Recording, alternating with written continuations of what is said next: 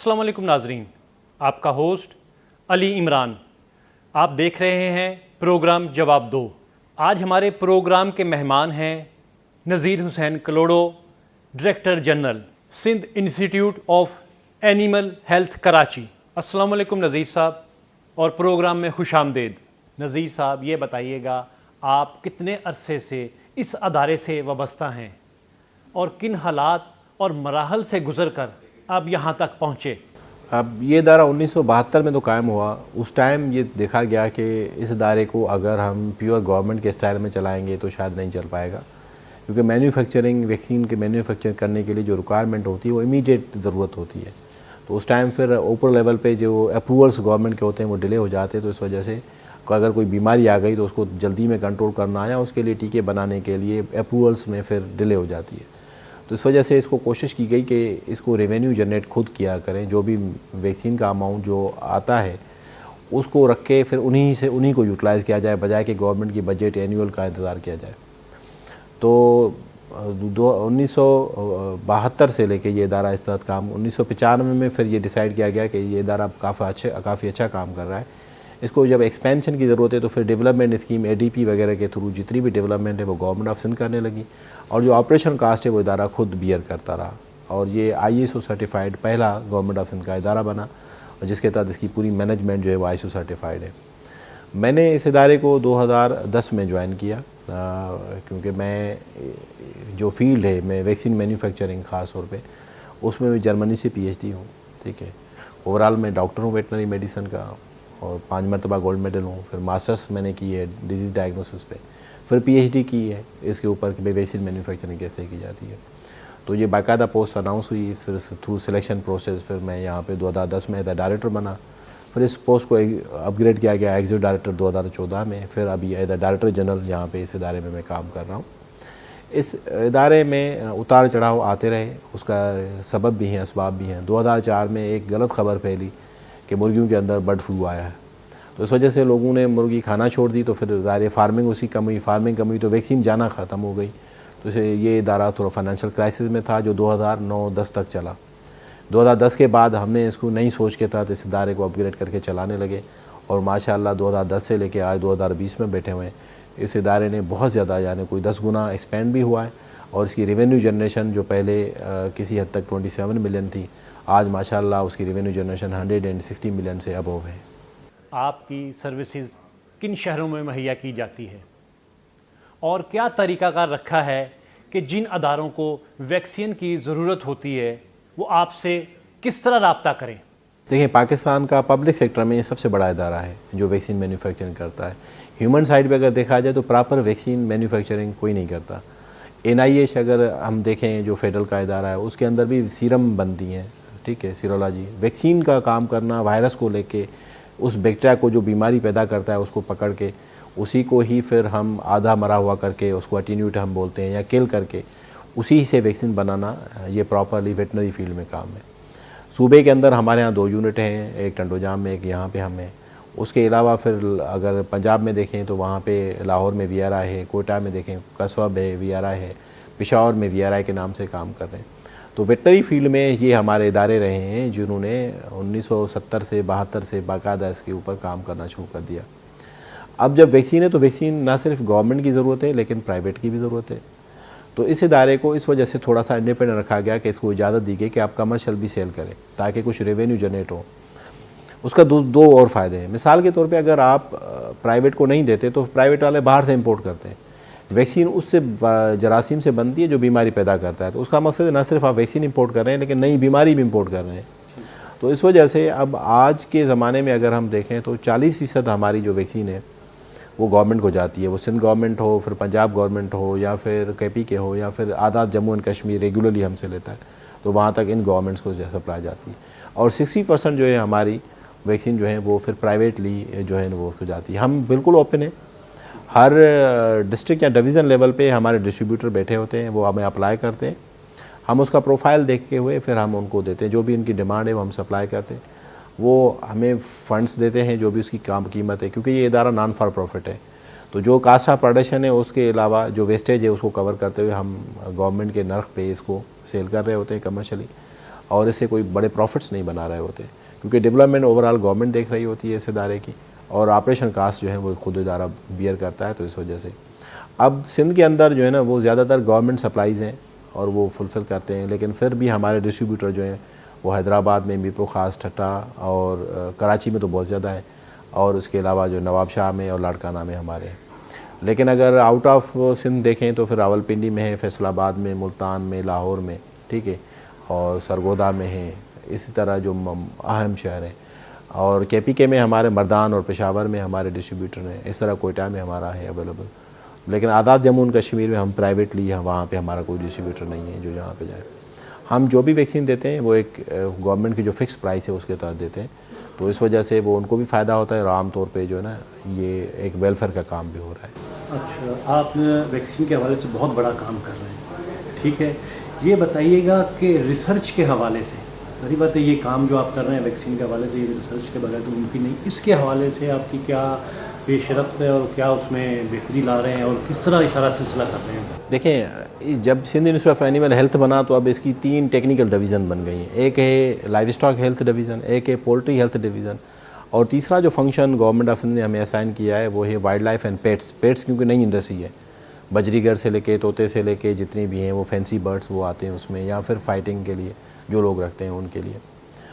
अब जितनी भी ये पॉपुलेशन है वो एनिमल पॉपुलेशन है, पोल्ट्री की पॉपुलेशन है, बर्ड्स फैंसी की है, वाइल्ड लाइफ की पॉपुलेशन है, उसमें मुसलसल तहकीक की ज़रूरत है, क्योंकि ये वायरसेस जो हैं वो अपनी शक्ल तब्दील करते रहते हैं और फिर आपकी वैक्सीन कारआमद नहीं रहती। अभी हमारा जो सेटअप है वो इस हिसाब से, रिसर्च के हिसाब से, वो 7 अज़ला में इस्टेब्लिश है।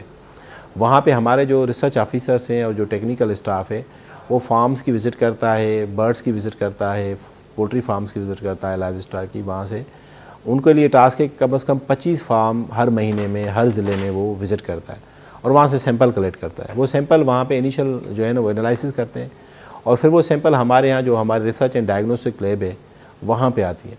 तो रिसर्च एंड डायग्नोस्टिक लैब में आके फिर हम ये आइडेंटिफाई करते हैं कि वो वही वायरस हैं जो पहले हुआ करते हैं या कोई नया वायरस सिस्टम में आ गया है या पॉपुलेशन में आ गया है। वैक्सीन का फ़ायदा एक तो ये है कि वो प्रोटेक्शन देता है, लेकिन लाइव वैक्सीन में एक थोड़ी सी मसला ये होता है कि उसके अंदर अगर आपने नया वायरस इंट्रोड्यूस किया तो वो ऐसा ऐसा एनवायरनमेंट में वैक्सीन के थ्रू चला जाता है। तो इस वजह से हम थोड़ा केयरफुल होते हैं। तो जहाँ पे भी किसी इलाके में या किसी पॉपुलेशन में हम देखते हैं कि अगर 50% से ज़्यादा किसी का इन्फेक्शन आ गया तो फिर उस वायरस से बनाते हैं, वरना जो डोमिनेंट वायरस है उसकी वैक्सीन बनती है।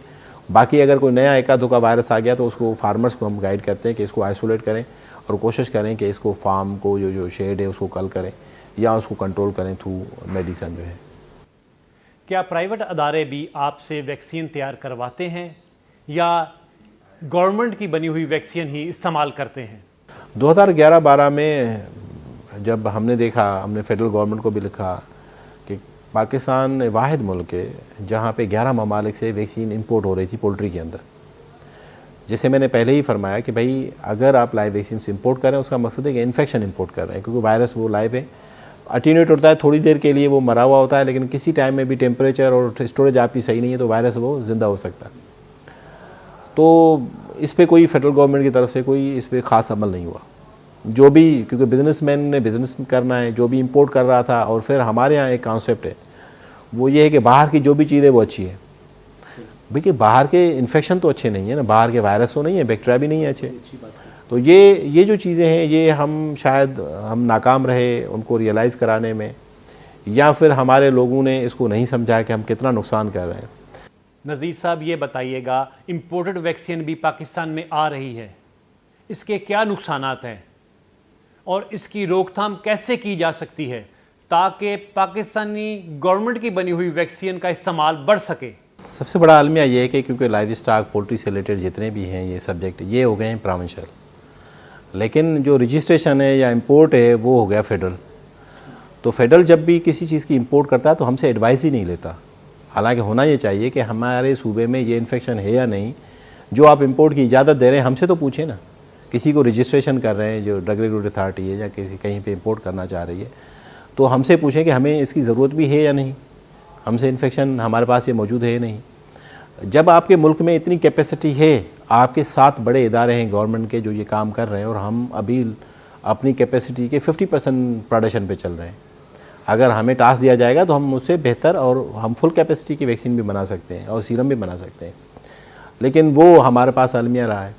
इसका दूसरा हाल ये था कि अगर कोई आपके पहले तो आपके पास स्टडी सपोर्टेड होना चाहिए कि भाई ये फ़लाँ वायरस की जो वैक्सीन आप मंगवा रहे हैं उसका ये स्ट्रेन जो है वो हमारे मुल्क में है भी या नहीं, आप ऐसे ही रजिस्ट्रेशन दे रहे हैं। ठीक है, सबसे पहला उसूल ये होना चाहिए। कुछ मुल्कों में जहाँ पे ये कैपेसिटी वैक्सीन मैन्युफैक्चरिंग की नहीं है, मिसाल के तौर पे हम डोज वाइज तकरीबन 350 मिलियन डोजेज़ वैक्सीन के बनाते हैं साल में, और टोटल अगर पॉपुलेशन अगर देखा जाए तो पॉपुलेशन जो बड़े जानवरों की है कंट्री के अंदर वो आप देखें तो वो 100 बिलियन के करीब है, और फिर आप अगर आप छोटे जानवरों की देखी जाए या फिर बर्ड्स की देखी जाए वो 1 बिलियन के अंदर है। तो हम कम से कम 25% का जो है ना वो हमारे पास पोटेंशियल है कि हम वैक्सीन मैन्युफैक्चर कर रहे हैं।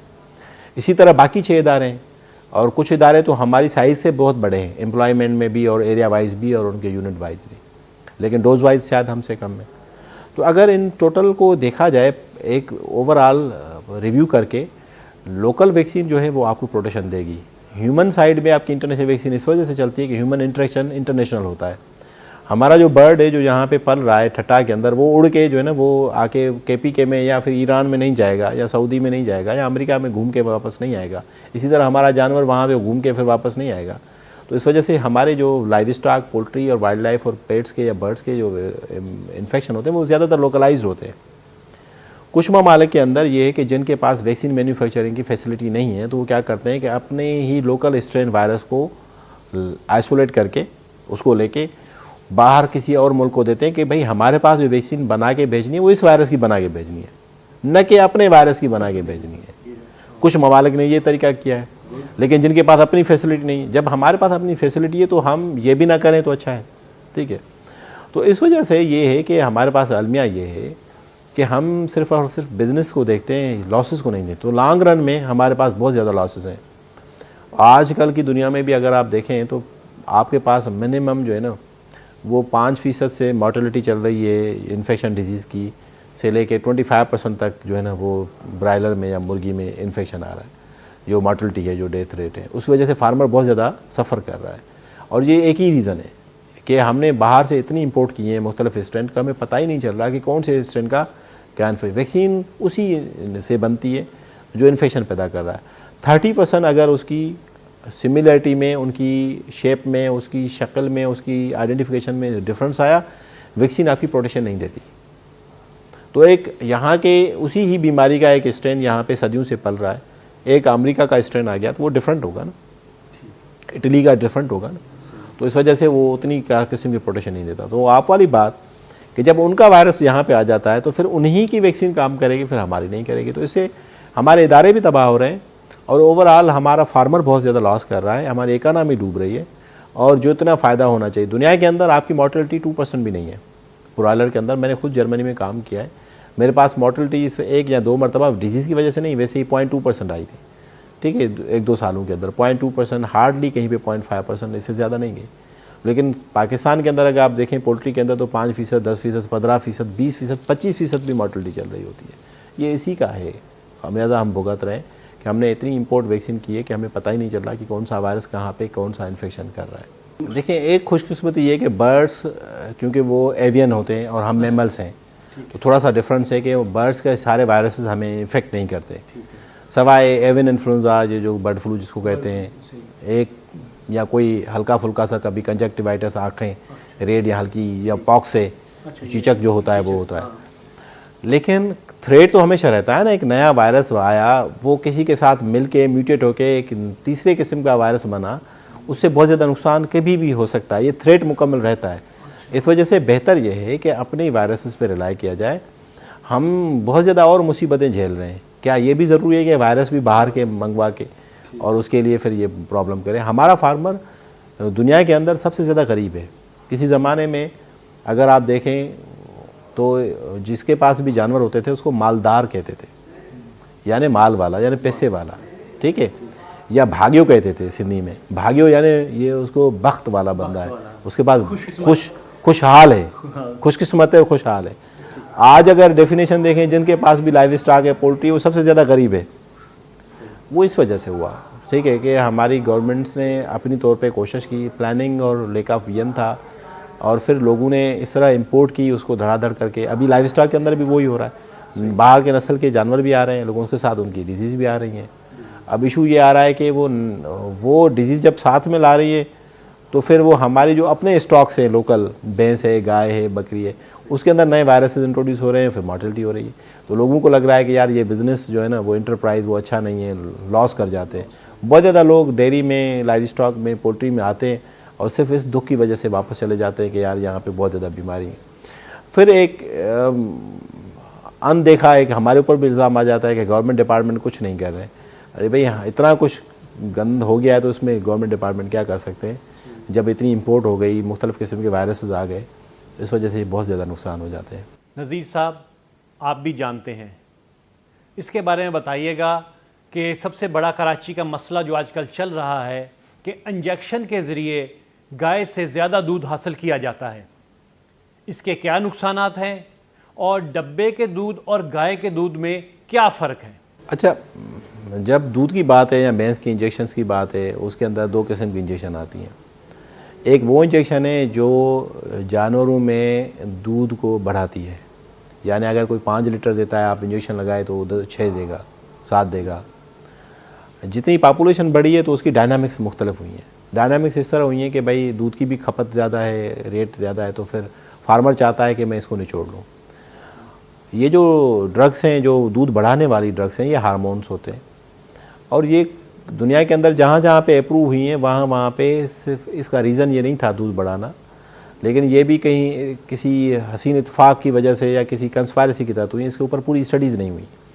कम से कम इस तरह की जो वैक्सीन है या हार्मोन है, उसके ऊपर 30 साल की स्टडी चाहिए कि वाकई इसका क्या इफ़ेक्ट है।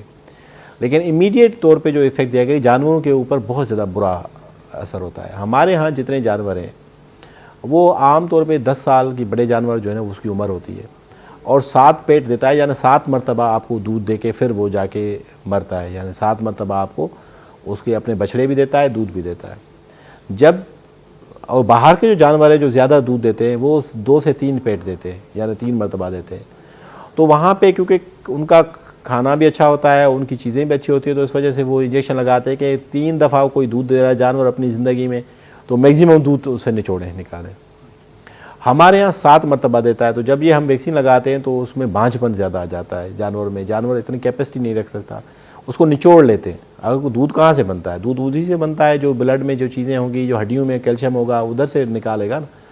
तो अब जानवर के अंदर इतना है ही नहीं, लेकिन इंजेक्शन ज़बरदस्ती करके तो जानवरों के ऊपर बहुत ज़्यादा जुल्म हो रहा था, नुकसान हो रहे थे। इस वजह से कोर्ट ने भी और फिर डिपार्टमेंट ने भी इसके ऊपर बहुत ज़्यादा प्ले किया, और अब जाके ये दूध को बढ़ाने वाली जितनी भी इंजेक्शन है वो बैन है पाकिस्तान के अंदर। अब वो कोई भी इस्तेमाल नहीं कर रहा। एक और इंजेक्शन आती है जिसको हम दूध निकालने के लिए इस्तेमाल करते हैं, जिसको ऑक्सीटोसिन बोलते हैं, वो भी हार्मोन है। दूध निकालने वाली जो वैक्सीन है उसका कोई ख़ास असर न जानवरों पे देखा गया है न ह्यूमन में देखा गया है, इस वजह से वो आज भी अलो है। ऑक्सीटोसिन जो आम तौर पे दूध निकालने, इंसानों में भी जो डिलीवरी हैं, ख़ास तौर पे जो मिडवाइफरी हैं जो लोग हैं, वो ज़्यादातर डिलीवरी के दौरान ऑक्सीटोसिन इस्तेमाल कर रहे हैं। उसका मिसयूज़ है। ऑक्सीटोसिन असल में एनिमल्स के लिए बनी थी। दुनिया के अंदर जितने भी जानवर हैं उनका दूध जो है वो असल में उनके बछड़ों के लिए है, वो हमारे लिए तो नहीं है। लेकिन जो अच्छे नस्ल के जानवर जो ज़्यादा दूध देते हैं वो अपने बछड़ों को पिलाते हैं, लेकिन फिर हमारे लिए बच जाता है, तो इस वजह से हम पीते हैं उसको, हमारी रिक्वायरमेंट है, ठीक है। हमारी जो डिफिशेंसीज है हम दूध से पूरी करते हैं। अब दुनिया के अंदर यहाँ जो ये जानवर हैं उनका एक कुदरती निज़ाम है। बछड़ा जब उनके थनों पे जाके, टीट्स पे जाके अपना मुंह लगाता है और हिलाता है तो वहाँ से दूध आना शुरू हो जाता है। जितना चाहिए कुदरत के अंदर उतना ही वो जानवर प्रोड्यूस करता है। हम ज़्यादा निकालने के चक्कर में ज़्यादा इस्तेमाल हो रहा है। दिमाग जानवरों का ये समझ रहा है कि ये सारा दूध मेरा बछड़ा पी रहा है, उसको ज़्यादा ज़रूरत है, इस वजह से वो प्रोड्यूस ज़्यादा कर रहा होता है। अब होता ये है कि जो भैंस ऐसा जानवर है जहाँ पे बछड़ा बहुत ज़्यादा अपना मुंह लगा के दूध पी रहा होता है। अब दुनिया ने बहुत ज़्यादा तरक्की कर ली, इंसान बहुत बढ़ गए, दूध ज़्यादा चाहिए। अब 100 भैंसें हैं, अब बछड़ा तो हम उनके करीब नहीं ला रहे, तो भैंस दूध कैसे दे? उसको बछड़े का मुंह ही नहीं लगेगा तो दूध नहीं देगी। उसके लिए अगर हाथ से उसको मसाज करते हैं, हाथ हमारा सख्त है, मसाज वगैरह करते हैं तो उसमें टाइम लगता है 10 मिनट 15 मिनट। और अगर 15 मिनट एक भैंस के ऊपर मसाज के ऊपर आपने लगा दिया एक बंदे ने, तो आप 100 देखें 1500 मिनट हो जाएंगे, तो आपका तो दूध आएगा नहीं। तो इस वजह से इसका आसान हल ये है कि केमिकल, ये जो हार्मोन है, जो ऑक्सीटोसिन है, ये नोनापेप्टाइड, ये छोटा सा हार्मोन है, वो उसको इंजेक्शन लगाते हैं। उस वजह से वो हमें मसाज करने वाली जो ग्वाले को या जानवर फार्मर्स को ज़रूरत है वो नहीं पड़ती। लेकिन इसकी खुशकिस्मती ये इस हार्मोन की कि ये 2.5 मिनट तक एक्टिव रहता है, इससे ज़्यादा नहीं रहता। तो दूध एक दफ़ा वो नीचे ले आया, आपने वो दूध लेके जाना है 2.5 से 5 मिनट तक। फिर अगर आपने 1 सीसी या 2 सीसी एक भैंस के अंदर लगाया, तो उसने अगर 5 लीटर दूध दिया, तो उसमें से कितना पोर्शन है जो दूध में आएगा बॉडी से निकल के। फिर आपने ट्रैवल किया, ठीक है, और उस हार्मोन का जिसका टाइम ही कोई 5 मिनट है एक्टिव रहने का, फिर आपने उसको दूध को बॉयल किया घरों में। बॉयल करने के बाद आपने सिर्फ 1 पाव पिया, तो उसे कितना पोर्शन आपकी बॉडी में आएगा, और फिर वो आपने पिया, यानी आपके स्टमक में जाएगा, उसने डाइजेस्ट कर देना है हर चीज़ को स्टमक में। तो इस वजह से ऑक्सीटोसिन का जो लेट डाउन वाले हैं उनका कोई ख़ास इतना इफेक्ट नहीं रहता। हाँ, जानवरों के ऊपर थोड़ा सा बहुत पेनफुल कंडीशन है, उनके लिए थोड़ी सी हालत ख़राब बन जाती है। इंसानों के ऊपर ऑक्सीटोसिन का कोई ख़ास इफेक्ट नज़र नहीं आया। हाँ, बाकी जो दूध बढ़ाने वाली हैं वो ख़तरनाक हैं, क्योंकि वो कुछ तो जेनेटिकली मॉडिफाइड है। उसमें ये चांस होते हैं कि ये इंसानों में मुंतकिल हो जाए अगर जीन या हार्मोन, तो इंसानों में ख़राबी पैदा कर सकता है। इस वजह से एक मिसकंसेप्शन है कि भाई जो औलाद है या जो बच्चे हैं वो जल्दी में बालिग हो रहे हैं, अपनी उम्र से पहले हो रहे हैं। हर जनरेशन में देखें तो 2 साल, हर जनरेशन में 2-3 साल का फ़र्क आ रहा है। अब 10, 11, 12 साल में बंदे मैच्योर हो रहे हैं, किसी ज़माने में होते। तो वो दूध का या इसके इंजेक्शंस का उससे कोई वास्ता नहीं है, वो हमारे लाइफ स्टाइल का वास्ता है।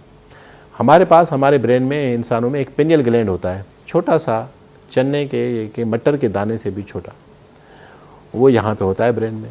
वो हमारी उम्र बायोलॉजिकल क्लॉक के हिसाब से काउंट कर रहा होता है। आम तौर पे एक इंसान को आँख को रोशनी जो है ना वो 9 घंटे पड़नी चाहिए।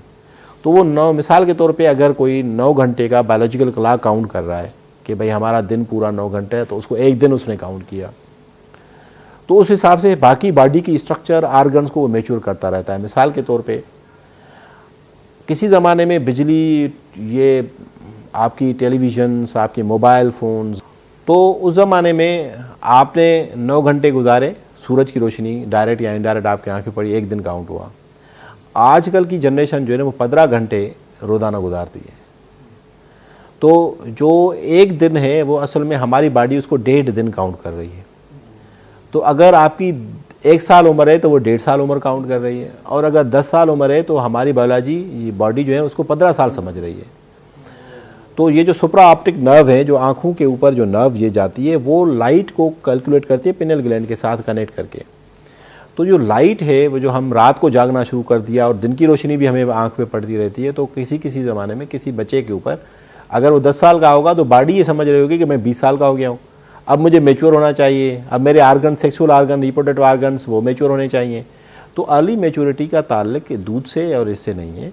अर्ली मैच्योरिटी का जो ताल्लुक है वो फोटो पीरियड से है, यानी लाइट का एक्सपोजर आपका पूरे दिन में यानी 24 घंटों में कितना रहा। अगर आपका 9-10 घंटा रहता है तो फिर आपको तो यही समझा गया, एक यानी 10 साल की हैं तो फिर आपको 10 साल ही उम्र काउंट की जाएगी। इससे बढ़ता है तो फिर वो ज़ाहिर है बढ़ता है, तो वो आपकी बायोलॉजी उसी हिसाब से काउंट करती है ना। जो पिनियल ग्लैंड आपका जो बायोलॉजिकल क्लॉक है बॉडी के अंदर, वो तो ज़ाहिर है उस हिसाब से काउंट करेगा, तो इस वजह से बढ़ जाती है। नज़ीर साहब, पाकिस्तानियों को आज क्या मैसेज देंगे? मेरी तरफ से ख़ास तौर पे जो पूरे पाकिस्तान के जो मेरे बहन भाई, बुजुर्ग, बड़े छोटे, सबके लिए एक ही पे मैसेज है कि हम नेचर से बहुत दूर चले गए हैं। हम आर्टिफिशियल चीज़ों में बहुत ज़्यादा चले गए हैं। हमारा जिस्म उसको सकत नहीं रखता उसको बर्दाश्त करने की, या उसमें वो न्यूट्रिएंट नहीं पाए जाते। देखें, आम तौर पे हमारा कॉन्सेप्ट जो है ना वो मिसकंसेप्शन और सोशल मीडिया के ऊपर बहुत ज़्यादा चला गया है। इससे हटे पोल्ट्री, आज भी अगर मुर्गी देखें तो वो सबसे बेस्ट जो है ना वो खुराक खा के, फीड खा के बहुत अच्छा गोश्त देती है। उसमें कोई हार्मोन, स्टेरॉयड हार्मोन, कोई इस तरह की चीज़ इस्तेमाल नहीं होती। दुनिया के अंदर सबसे ज़्यादा कमज़ोर और मासूम जो मखलूक है, जो सबसे ज़्यादा सेंसिटिव है, कि अगर उसकी ऑक्सीजन की लेवल, अमोनिया की लेवल थोड़ी बहुत ऊपर नीचे टेम्परेचर हो गया तो मुर्गी मर जाती है। उसमें कौन आर्सेनिक और कौन जो है ना वो मुख्तलिफ़ किस्म के हार्मोन इस्तेमाल करेगा। तो ये बहुत गलत मिसकंसेप्शन है। इस वजह से पोल्ट्री एक चीप सोर्स है, उसको हम प्रॉपर इस्तेमाल करें। गोश्त जितना भी है उसमें अपने न्यूट्रिएंट्स हैं, प्रोटीन्स हैं, वो बड़ा है, छोटा है, मछली का है, सबको खाना चाहिए, उसमें कोई बीमारी नहीं है। और ये जो हम डर जाते हैं कि भाई दूध पिएंगे तो दूध में जो है ना वो कोलेस्ट्रॉल आएगा, ये दूध हमारी बेस्ट ग़िज़ा है, मुकम्मल ग़िज़ा है, और दूध हमें रेगुलरली पीना चाहिए। और ख़ास तौर पे कोशिश करें कि वो दूध जो प्रॉपर दूध हो, ना कि जो हमारे पास टी वाइटनर आ रहे हैं डब्बे के अंदर, पाउडर फॉर्म में आ रहे हैं, वो आपको इतनी न्यूट्रिएंट नहीं सप्लाई करते जितना कोई फ्रेश दूध है, प्रॉपर बॉयल हो, या पास्चुराइज जो है वो दूध होते हैं, ठीक है, वो आप पिएँ। मक्खन खाएं, ठीक है, चीज़ हम खाते हैं उसमें भी वही न्यूट्रिएंट है। मक्खन खाएं, दूध पिएं, लस्सी पिएं, ये आपकी बॉडी के लिए बहुत ज़्यादा ज़रूरत है मंद है, ये आपकी बिल्डिंग ब्लॉक्स हैं आपकी, वरना ग्रोथ प्रॉपर नहीं होती, आपकी मुदाफ़त सही नहीं होती, आप मुख्तलिफ़ बीमारियों से लड़ नहीं सकते। तो मेरी तरफ से ये है कि पूरे पाकिस्तान के लिए कि भाई आप जितनी भी ये चीज़ें हैं, जो लाइव स्टॉक वाली चीज़ें हैं, पोल्ट्री की चीज़ें हैं, फिशरीज़ की चीज़ें हैं, वो उसको भरपूर नमूने से इस्तेमाल करें।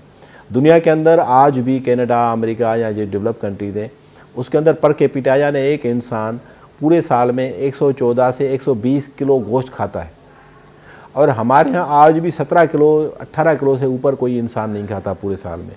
तो हम बहुत ज़्यादा डिफिशेंट हैं अपनी प्रोटीन के स्ट्रक्चर में। चलो हम गर्म इलाके में रहते हैं, इस वजह से हमें कार्बोहाइड्रेट की या इसकी ज़्यादा ज़रूरत है, लेकिन 17 किलो गोश्त खाना या वो तो बहुत कम हुआ।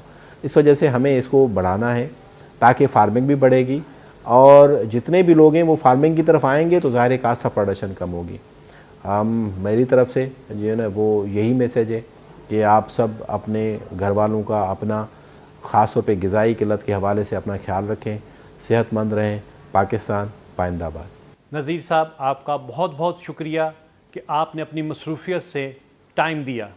अच्छा नाजरीन, आइंदा नए प्रोग्राम के साथ, नए गेस्ट के साथ जल्द हाज़िर होंगे। अपना ख्याल रखिएगा। पाकिस्तान जिंदाबाद। अल्लाह हाफिज़।